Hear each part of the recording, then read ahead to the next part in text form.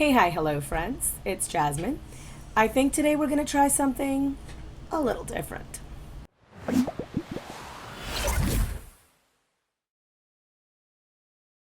So you guys know I've said before that I'm not generally a very big fan of video and video reacts. Not like in general, just for myself. I personally tend to like format of just cutting in the clips that I want. It tends to keep everything a little bit more streamlined and cut down. But unfortunately, with the amount that Chantel has been streaming and with the length of them and with the stuff that's embedded in them, it's really not been possible for me to keep up with her. Even in doing one video, the amount of time it takes just for me to like get through everything, it just makes it very difficult. So I've decided I'm just going to try doing these, a couple of these, see how you guys like them, see if the format's easy enough for me to do. If not, we can scrap it, go back to the original idea, right? Nothing ventured, nothing lost, and all that junk. Anyway, I want to first say a really, really big thank you to Just Saying. She is the one who's doing God's work out there, and she's compiling and condensing a lot of Chantel's bullshit down to like manageable sizes, so it's easy for people like me to actually like go through it and like watch, react, give our opinions. So that's whose clip I'm going to be using today. All credit goes to her. Please go check her channel out. It's always linked down below. All right. Let's get into it, shall we? This live stream in particular is Foodie Beauty's deleted OMG The Weekend live stream, and this is before the confession that she has where that she'd taken more coke. And it's about a 30-minute long clip. I'm probably going to go through it in post and cut out sections where I don't have anything to say, and maybe condense it down a little bit more, but more than likely it's going to end up being an hour. As you guys know, I talk a lot. So, let's get into it. Hey Chantel, I wanted to send some love. I sent something that I realized could be cruel in Amber's live. Hope you're figuring out your sobriety. Thank you, Natalia. And, you know, we all say mean things sometimes, and if you guys, I'll never not accept an apology from somebody who said something about me or wants to apologize to me for something. I'll always accept it. By the way, I smoked a lot of this. So Chantel's saying that, you know, she'll always accept an apology from people, you know, if they're willing to apologize. And I don't think that's necessarily true. I think she's willing to accept an apology if they're willing to grovel. The thing is, Chantel doesn't have a lot of people in her life. So that might be true for people in like this video. But Chantel also comes across as being very passive aggressive, and she tends to punish people in her life a lot. Case in point, that would be like her mom, the continued treatment that she had of her mom when she was younger. If you guys are ever curious what I'm referring to when it comes to Chantel's like childhood and you're unsure, watch Toad McKinley's video on Chantel's like entire life. It's called The Canadian Horror Show, or The Canadian Horror Story, and it's very, very well done. It's very illuminating about who she was growing up, and to a certain degree she still is like that, right? That's why she came on stream and told everybody before she ever went and confided in her mother. And yes, she's not necessarily doing it right now because she still holds a grudge, but it's because even after all this time, she hasn't really gotten to the place of comfort and familiarity and like love and acceptance with her mother's choices of remarrying and having another child. She keeps her at an arm's length. She doesn't trust her, and honestly, I don't think her mom really trusts Chantel, nor should she, given her recent actions. So that's why my mouth is dry and I'm a bit buzzed. Loneliest boy. Well, I don't know what constitutes being sober. Like, how long do you have to be without stuff? Never mind. If you're talking about weed, I'll never be sober from that, at least for a while. So before I came home, when I was out, so I did Pete's with groceries with Pete's, and then, yeah, I am chin defense. I'm feeling more like myself, actually.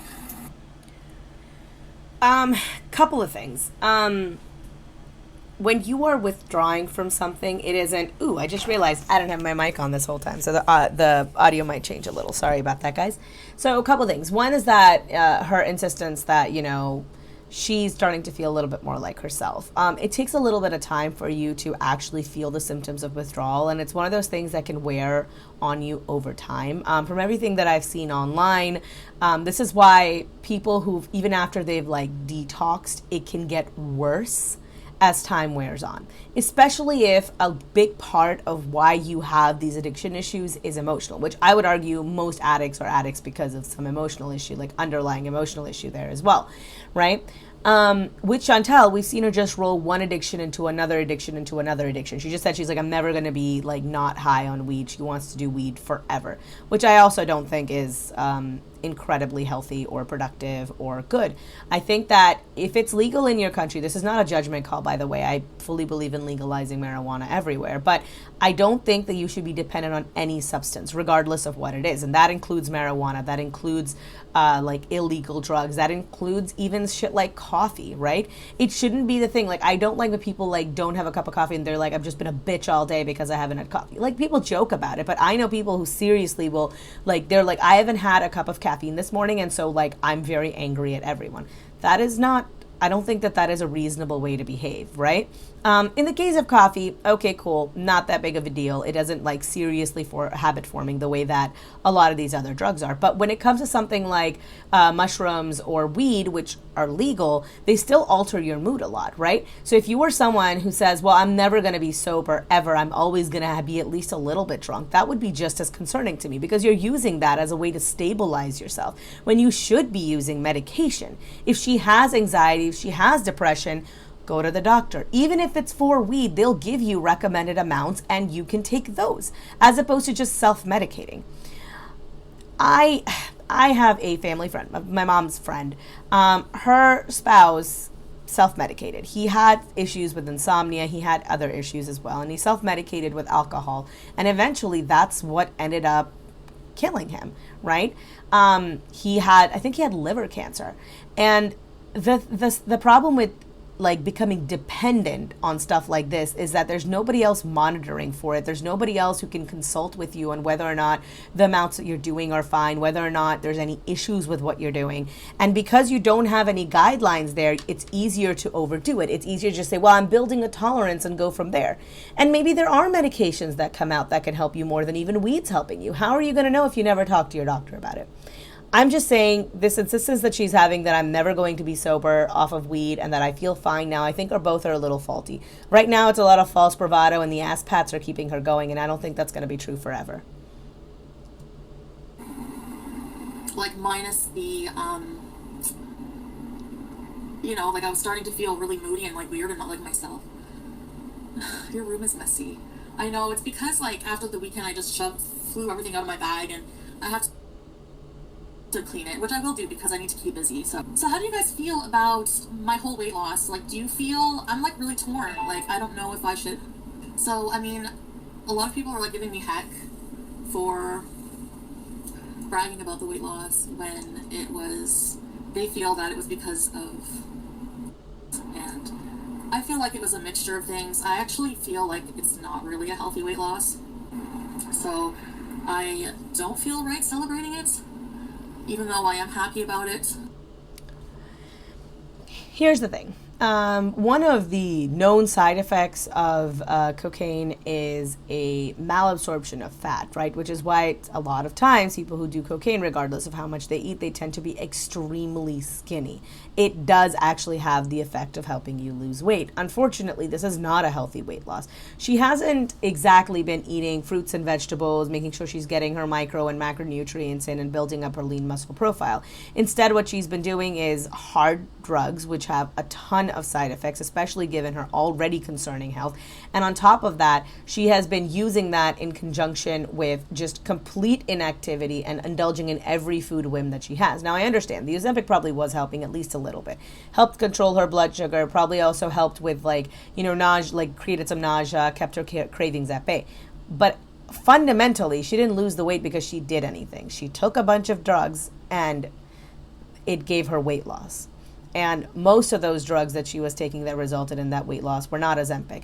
Fun fact, the maximum range, I think it's 4 to 10% that Ozempic helps you lose weight of your total body weight. So for her, that would have been 40 pounds. She's at roughly 70 pounds. That's almost double what Ozempic would do for anybody else. So, and on top of that, mind you, there were a lot of times when she was medicating with weed as well, and that increases your appetite. And we've seen her eating massive portions of food on camera. So was some part of that the Ozempic? Probably. Was most of that still the drugs? 100%. I think it's maybe 5% of it was the Ozempic and the rest of it was cocaine. I weighed myself today. I'm 339. 8 pounds in like what, a day? You're so desperate. What? Possibly obese and has an obese dog. I'm gonna speed this up by a little bit, okay? I think loneliest boy in the world is very young. I think he is struggling himself, like a lot of people in reaction channels, and I think that a lot of them really maybe see us taking it as a joke and stuff like that. I don't know, but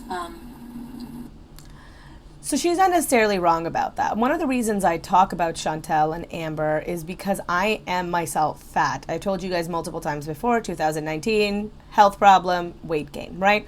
All that good stuff. And because I have been through that, that is why I like talking about this. That is why I want to bring attention to how like healthy weight loss can be. Because when you take a look online, right? This is what I did. I went online, I looked for people, I looked for weight loss stuff. I came to Michelle McDaniels, and from Michelle McDaniels, I think I found Michael B. Petty.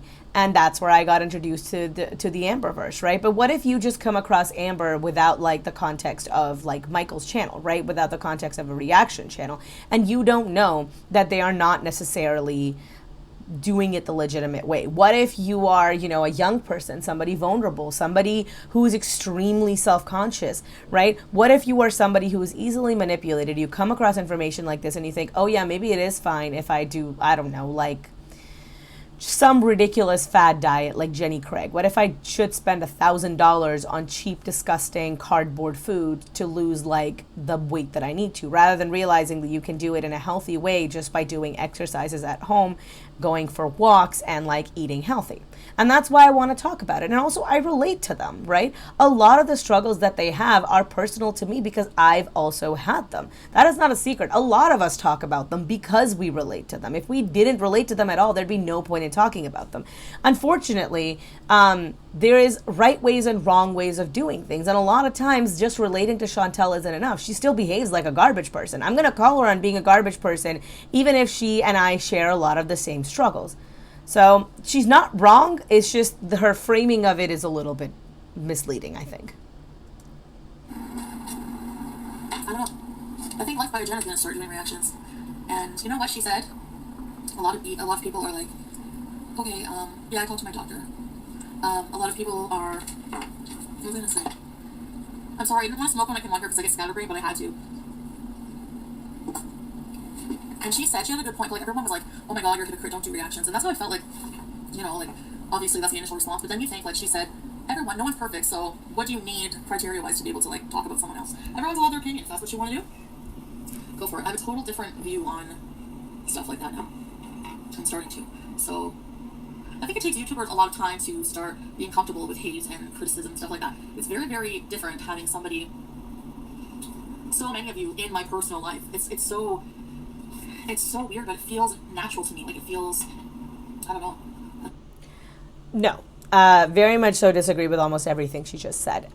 No, 100% no. She is not more comfortable with taking criticism. Chantel is extremely thin-skinned. That is why like 99% of her chats are members only, because her members only chat is about as insulated in her own little bubble as she can be. And every other feeling that she might have, if she say comes across the YouTube reaction channel, she blitzes it away with a combination of drugs and food.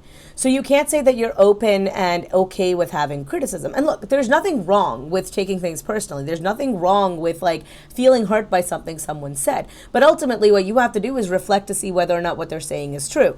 I've had people tell me in my comments that I'm doing something wrong. I've had people tell me in my comments that I'm doing something right. And for both of them, I look at it with a semi-critical lens and I think, okay, is there any truth to this, right? People can also blow smoke up your ass just as easily as they can insult you.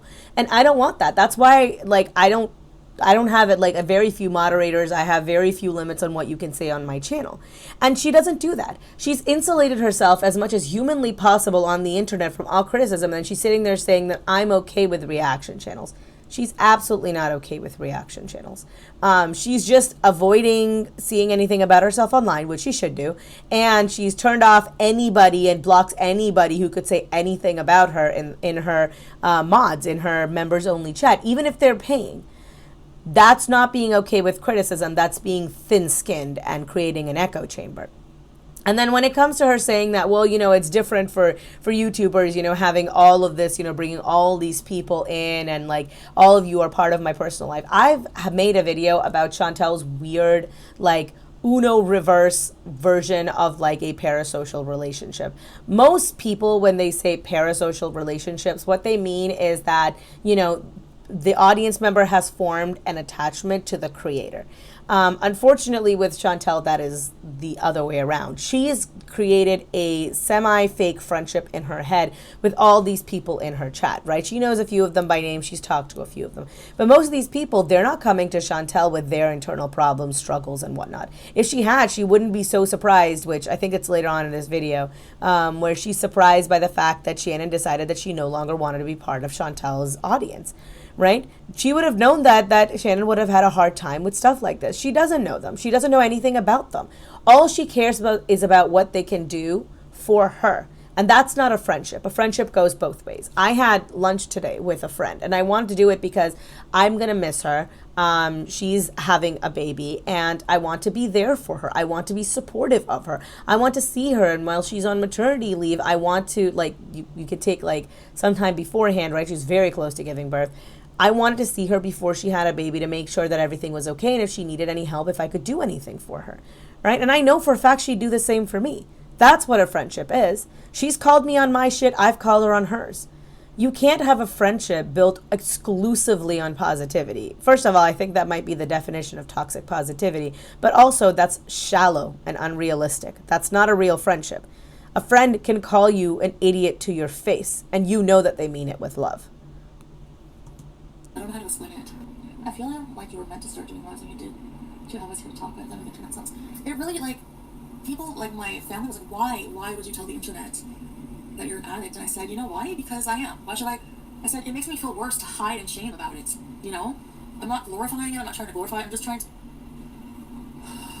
trying to just be me. And just go through the motions, and you guys are the audience, and that's why I'm trying. I allowed all comments. I took any restrictions off. So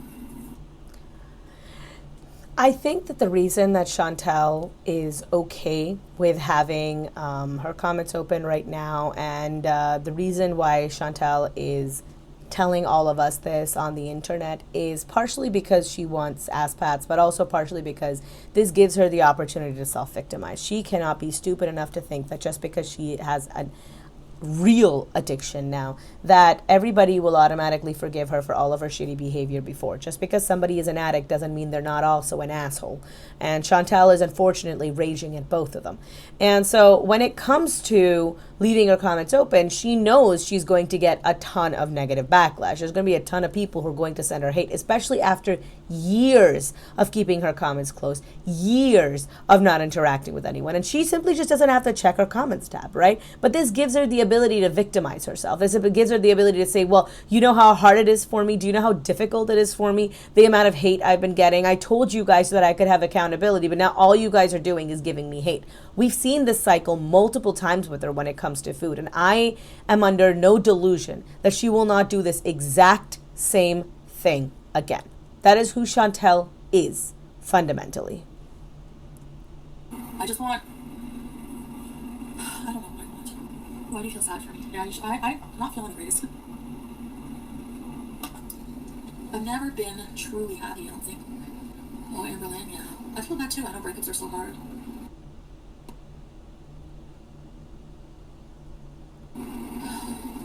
I wish them well, Everyone has a right to be super happy in life, and sometimes that means breaking up with people. That's why, Baby and I decided on the breakup, because we want different things in life, and we have to get a start on it. We're not getting any younger, I'm going to be getting addictions counseling.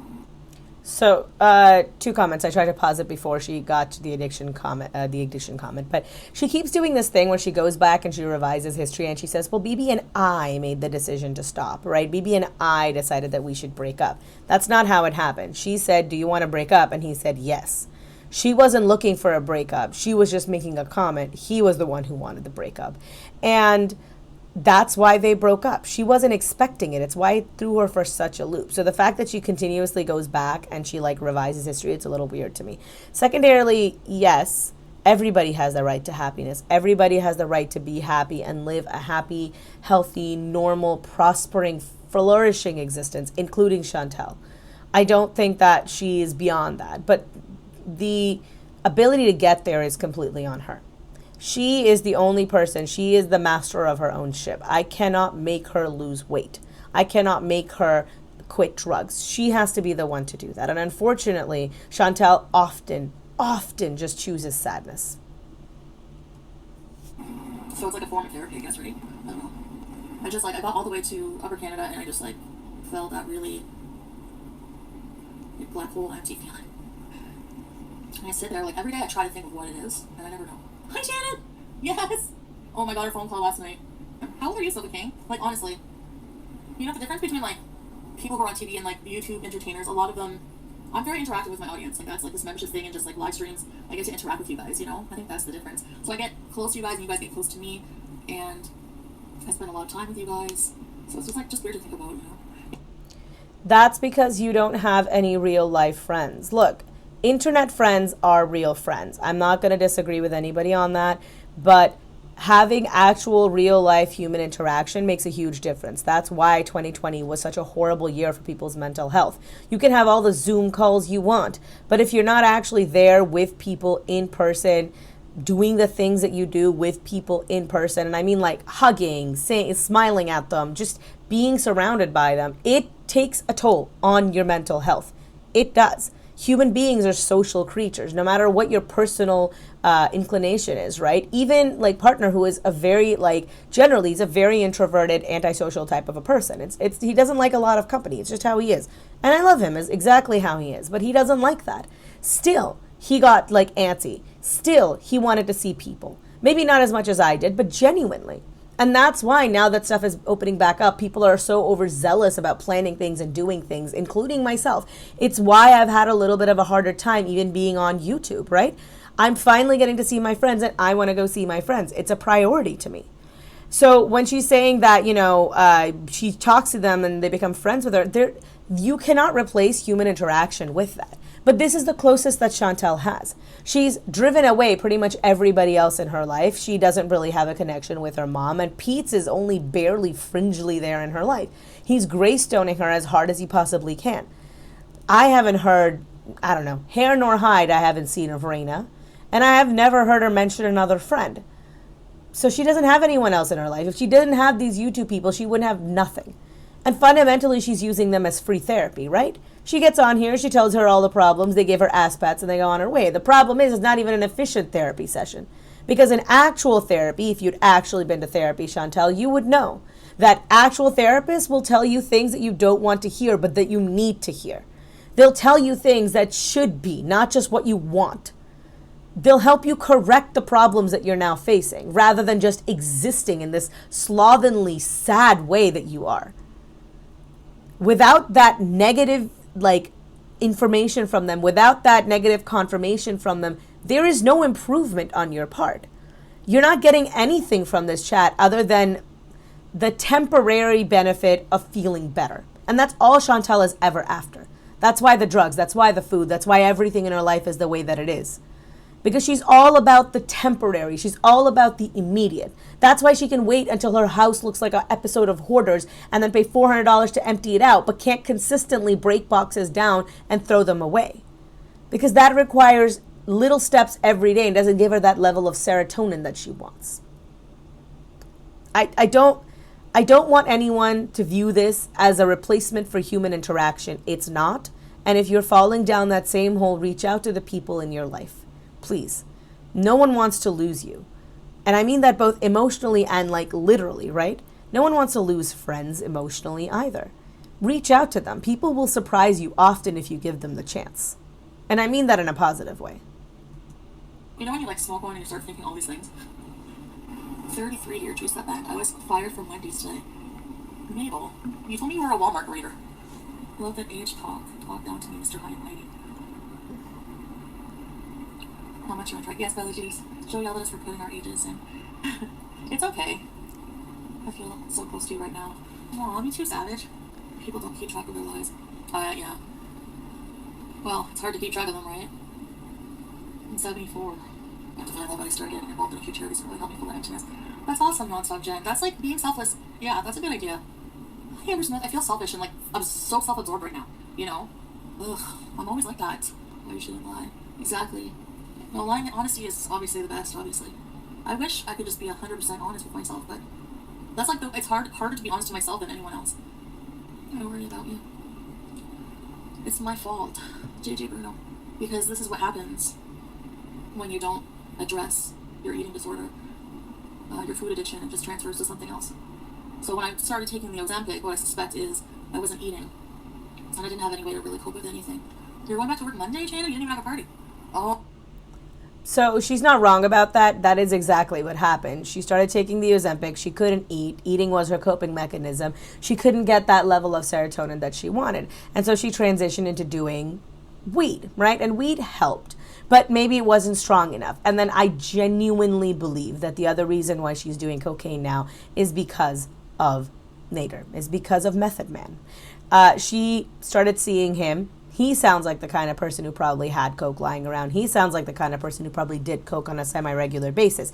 And the thing is that once you've experienced something that can take away that emotional burden that you have, for someone who has as addictive a personality as Chantel and has difficulty holding herself accountable and quitting anything, it was almost an assured deal. That's why when she was saying, I just took one hit, I just smoked, crack once, I was like losing my absolute mind. Are you kidding? Do you not understand yourself at all? Like, look, I am also fundamentally like someone who has an addictive personality, right? Like I worry about that about myself, right? Because I have had issues with food. You know what I do? I've never taken anything stronger than like a Vicodin. And even that was when I was in extreme pain. I didn't want to take pain medication when I was in the hospital in 2019. I got all my wisdom teeth pulled out and I didn't take anything because I'm so scared of taking anything that's like narcotic based because I worry about that about myself. I don't know if it's necessarily true, but why put myself in that position? So until it's necessary, I don't take anything. I don't drink and I don't do drugs. The only outlet that I have is food. And I think that's maybe why it's a little bit difficult for me, why I have emotional eating issues at times, why I've had orthorexic eating patterns in the past. Right? And she doesn't seem to recognize like her own like locus of control is very external to her. That's how she always views all of these things. It's external to her. It's something that happened to her, not something that she's doing. Even the way that she's talking now, she's looking at it very clinically from a third party point of view. She's not saying, I have difficulty dealing with my emotions. I used food, then I used weed, and then I used sex. And the sex led me to the hardcore drugs. She's not willing to recognize her part in any of it.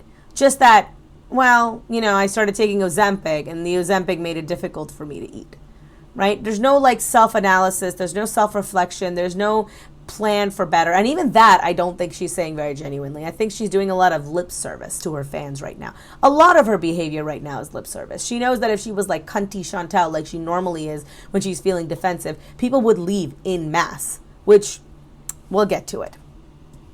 Oh, okay, so light duty probably? What are pinworms? I'm not sure. Pete and I might move together now. I'm not sure. I don't know if being alone is a good idea, but for him too, I don't know. We'll see. We don't know what's best, and you don't think so, Shannon? It's tobacco membership canceled. The thing is that I don't think that living alone would be good for Chantel. She'd have even less accountability than she has now. And quite frankly, I think she needs Pete's more than Pete's needs her. Yes, he doesn't drive, but Uber is a thing that exists. Pete's has a job. He might have to downsize, but I don't think he'd care all that much. I don't think he cares about the apartment that he has now. I think he'd be perfectly happy living in a tiny shoebox apartment. But Chantel needs someone to run things down for her, to run things up for her, to make sure that she hasn't asphyxiated in her sleep. And I think that's a reason why she's reconsidering rather than just moving out, on her own and getting a place of her own. I think she realizes just how much Pete's is doing for her. And now that she is an actual, real addict, all of those concerns are there even more. stuff like cocaine, stuff like meth, stuff like all of these hard drugs increase your likelihood of stroking out, of dying of various different illnesses. And when you're in as precarious a health condition as Chantal is, even like life-saving measures can become exponentially more difficult. And I think living in a house by yourself where you're prone to self-isolate and can go for like days and days and days without talking to anybody in your family, like how she could pass away and no one would notice because of her tendencies to do that, right? So I don't think it's a good idea for her to live alone. I do think that Pete's would probably do much better living on his own. And who knows, maybe Winnipeg Girl can come and visit him. I think you were pushing everyone away. I do, Roller Girl. Yeah, I don't want him to live with me. I'm a mess. He deserves better. I'm not going to bring him down because I'm going to get out of this rut, you know? Your shadow side. Move in with me. I'm close enough. LOL. Thank you, shadow side. Oh, man. I can't do roommates. You wouldn't want to live with me, I'm telling you. I'll drop one addiction for another. That's what I need help with because I don't know how not to use something as comfort or I don't know. Coffee addiction, yes. That addiction is not easy and it's not straightforward, but it is fairly well studied, and there are a ton of people out there who can help you if you are struggling. I'm going to leave some links down below, both for Canada and for the US. If you're struggling with addiction, please go through one of those links, talk to somebody, talk to anybody, talk to your loved ones, talk to your friends, reach out to someone. Your life matters. You matter, and you deserve to live a life of happiness. Being an addict is not a life of happiness. It's a life of sadness. And I want you to be better and thrive and live your best life. And I think that even Chantal deserves that, which I don't know, maybe that's a hot topic. Maybe that's like a controversial opinion, but you know, it is what it is. It's a drug. Caffeine is a drug too. Anything that stimulates this pleasure response in your brain, you know? Are people allowed to smoke indoors? Oh, I'm sure someone will send this. I think we are. I don't know. I'm not sure. Well, I guess I'll get in trouble and probably get kicked out.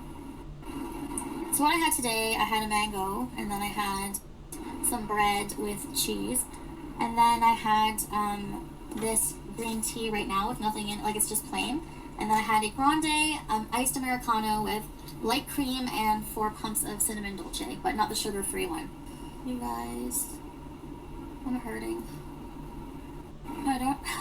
I'm so frustrated because I don't even know why. It's like this stupid existential bullshit. That's all it is. I mean, I can't, I mean,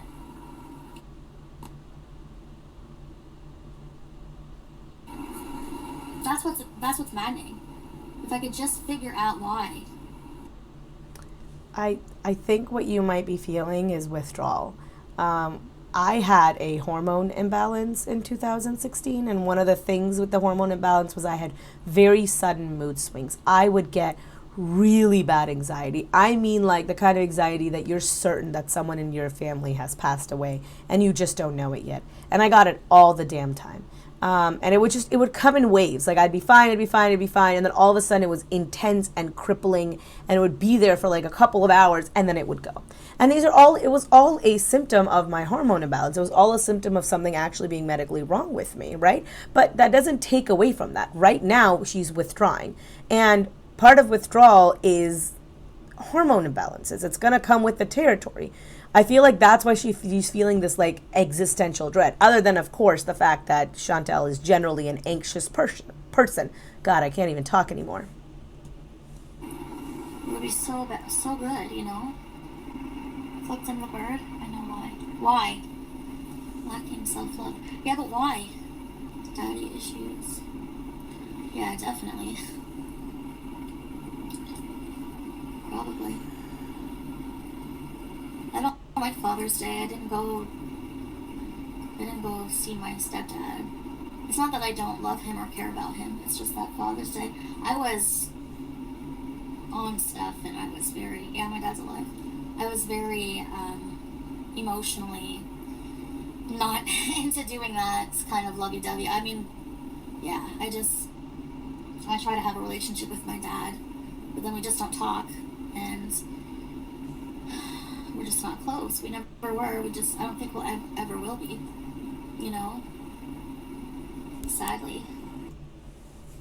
One of the most painful realizations that a person can have is that their parents might not love them or care for them the way that they want them to. And it is a realization that most people will do almost anything to avoid having, because it's such a painful thought. It is such a painful thought to think that they might not love you and that there's nothing you can do about it. Your parents will love you if they are able to. They'll love you to the best of their abilities if they can. And if they don't, they won't. You can't make someone love you.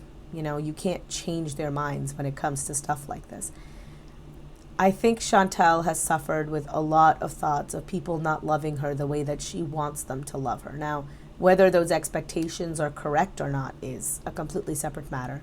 But I do think she suffers a lot from wanting people to want her. We've seen this a lot. That's why she was with Dom, not because she liked him, but because she liked the feeling of being liked. That sort of, that desire to always be wanted, that desire to be loved can lead you to do some pretty toxic, awful things. And when you surround yourself with people who you think love you the way that you should be loved, you can blind yourself genuinely to any constructive criticism that you hear. I'm gonna stop this react right now. I'll get to the other half in a little bit later in time. I'll probably put that out tomorrow. I'll record it and I'll put that out. This has already gone really long. I feel like it's going to be like 45 minutes or an hour, and I don't know how well this is going to go over. So, you know, let's see what you guys have to say. Let me know if you guys like this format. I am genuinely very concerned about Chantal. I'm genuinely very concerned about her mental health. I'm genuinely very concerned about her addiction. I do believe that she is an addict. I don't know if everything she's telling us about her addiction is true, because addicts lie, but I do believe that she's an addict. Anyway, that will be it as far as what I have to say for this video. I will be back hopefully soon. I'm sorry if I'm a little bit out of frame. It's probably a little better now. Anyway, sorry if it's a little bit wonky. I'm still getting used to this new setup. I have to have both my computers here, so it's like the background is set up in a different area. It's a whole thing. Thank you guys so much for watching. If you guys like this video, especially if you guys like this format, please give me a thumbs up and let me know down below if you guys have any suggestions on how to make it better. If you guys didn't like it, go ahead and give me a thumbs down and still leave me comments down below letting me know you want me to go back to the original format. Subscribe if you haven't already subscribed. Hit the notification bell down below and hit all if you want to know when I upload any videos right away. I've got all my social medias linked down below. I've got Instagram, Twitter, and Patreon. Think of Patreon as the tip jar for the internet. So if you like the job that I'm doing here and you want me to continue, hey, consider tossing a few coins in my direction. You don't have to. It's really not necessary. But if you do, I would really appreciate it. A special shout out to my $25 patron, D. Higgins. I love you, D. Higgins. Thank you so much. You make so much of this possible for me. You have no idea. And as always, I'm Jasmine, the sequel. And I am not relatable. Peace. A special thank you to my patrons, Acrophobe, Ariel M, Christina, Courtney EP, Wild Rose, Santhal, Jam Beans, Lauren Chris, Debbie Elliott, Juliet Q, Justa Jude, Kate O, and a special thank you to my $25 patron, D. Higgins.